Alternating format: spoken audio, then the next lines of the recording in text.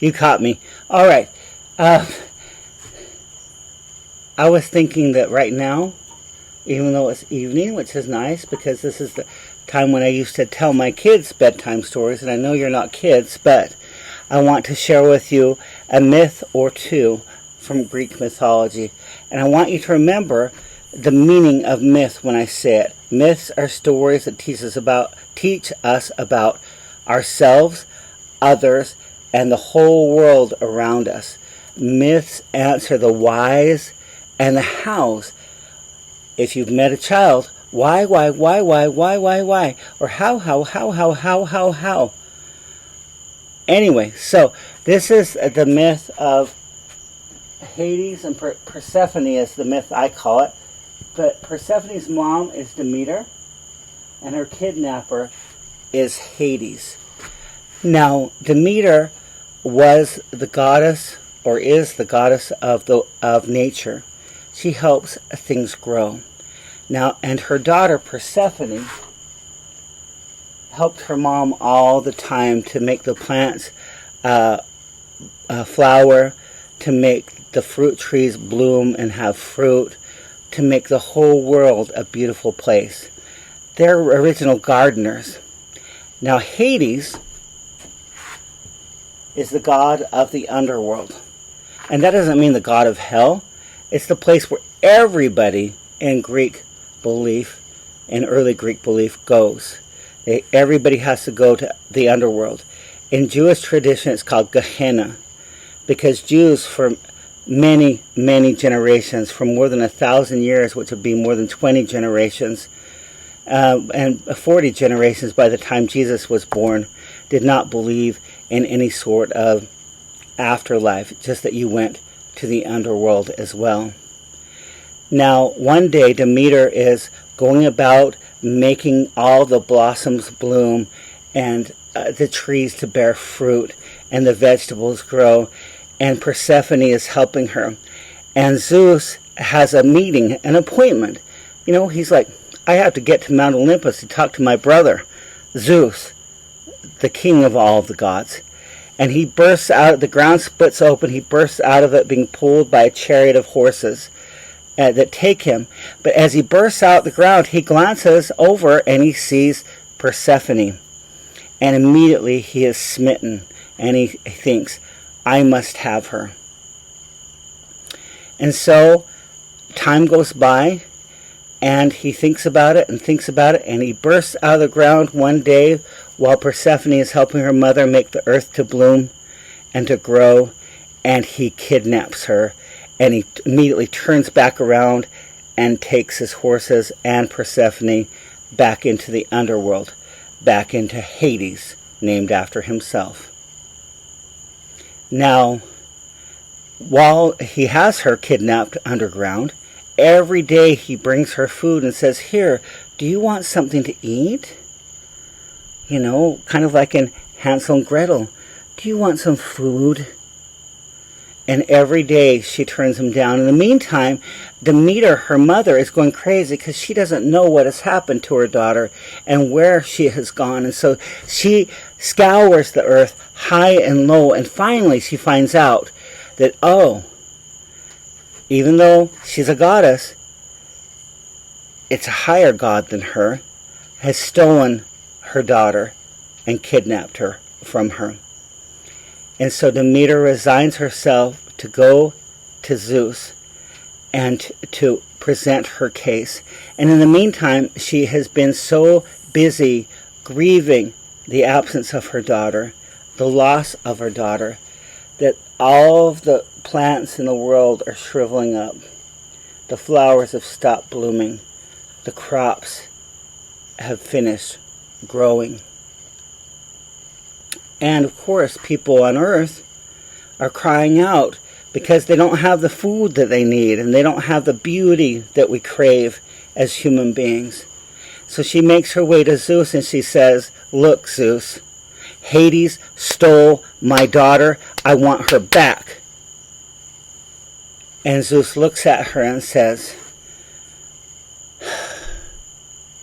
because he sees that the world is dying as well from his throne on Mount Olympus. And he tells her, Well, we will see, but if she has eaten anything while she's been in the underworld, I can't give her back to you. In the meantime, Hades has finally come up to Persephone and said, "Here, do you want something to eat?" And he offers her this beautiful, beautiful pomegranate that is full of seeds that represent fertility and happiness and lust and desire. And that's the first thing that's looked good for her in all these months. And she takes one seed out, and another, and another, and she eats 6 of the seeds from the pomegranate. So when Zeus gets down to the underworld with Persephone's mother Demeter, he asks, "Has Persephone eaten anything?" And Hades, smiling, "Yep, she ate 6 seeds of the pomegranate." And Hades thinks that he has a lock on this kidnapping. And Zeus thinks about it and says, because the law is, if you eat, you can't leave. I don't know if any of you felt trapped in your relative's house that way, but that can happen too. And he looks at Demeter, who is so grief-stricken that the world won't grow anymore and everything is dying. And he says, what did she eat? And how many of it? And Hades says, 6 pomegranate seeds. And Hades says, all right. So she'll have to stay here for 6 months of every year. And for the other 6 months, she can be topside with her mother. And so when she returns above ground every 6 months, Demeter gets happy, everything starts growing again. And that is the end of this myth. Now what I want you to consider is what this myth tells us about where did the seasons come from. Also about the stages of grief. The stages of grief are denial and shock, anger, bargaining, meaning what if, or I'll do this if you'll do that. What if, what if, what if, what if? And if you have ever loved someone who's died, you've been through these stages. So, denial and shock. No, that didn't happen. Anger or rage. Bargaining. Depression. And then finally, whoops, let me adjust the camera. Reconciliation. And that is the myth of Persephone and Hades and Persephone's mom, Demeter. I will tell you one more myth, one more Greek myth.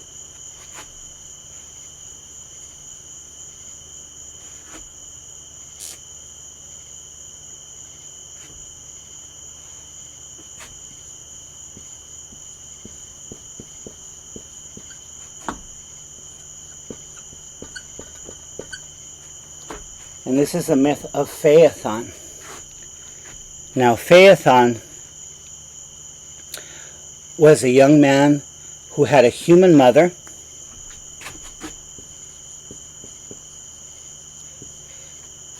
and a godfather. Not a godfather, a father who was a god. And that father was Apollo. Apollo is the sun god. He is in charge of making sure the sun comes up and that the sun sets each night. So he drives his chariot across the sky and then he returns back home. Now, like many children in a divorced family, because the Greek gods weren't all that, how shall I say, exclusive. They had affairs all the time. All of them did. They were very, very human. And so Phaethon grows up, not living with both of his parents, but just with one, his mother.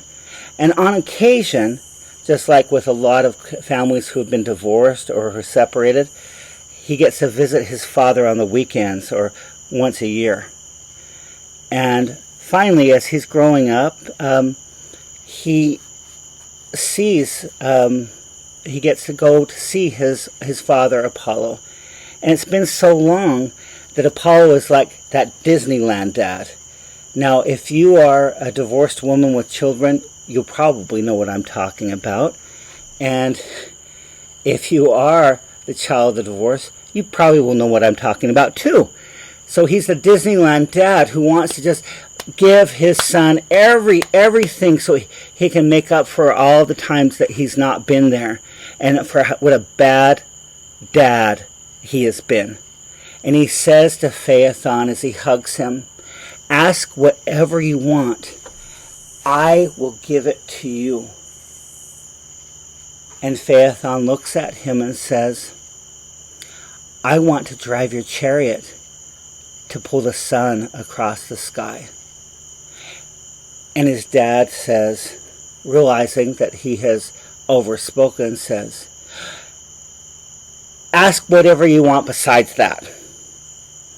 And Phaethon, though, because his dad has promised him, I'll give you whatever, he insists, Dad, I want to drive the sun across the sky. Give me the reins to your chariot, and I will command the horses and the wheel on that chariot, which is the sun, and I will take it across the sky. And reluctantly, Apollo, his dad, the Disneyland dad, agrees. And so the horses are saddled and not saddled, but attached to the chariot, and the son is there on the wheel, and he hands the reins to his son. And Phaethon whips the horses and takes off up into the sky. And the horses aren't dumb. And if any of you have been around horses, you know they're not dumb. They soon realize that whoever is back there driving us doesn't know what the hell is going on. And so they start behaving erratically, and they zoom down towards the earth. And as they do that, fires catch on, and crops burn up, and people get burned. And then they zoom up, high into the air. And the earth freezes. And then they come back down, and they're just going up and down, causing chaos all over the planet. And Zeus looks out because people are screaming up at the gods saying, what the hell is going on? Or I guess back then, what the Hades is going on? And Zeus realizes that, oh, the sun is out of control because it's on the wheel of the chariot. And he takes a lightning bolt and throws it at Phaethon, strikes him in the head, and he falls out of that chariot down to the earth dead.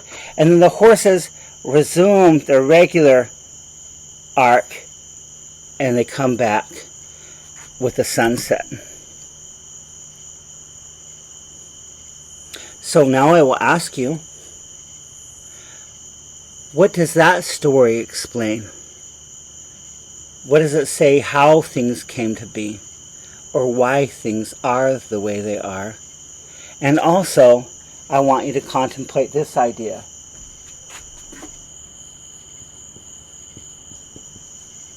What does it have to do with that concept I introduced to you last time?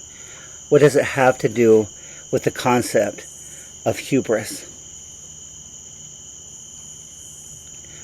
I hope you have a good night.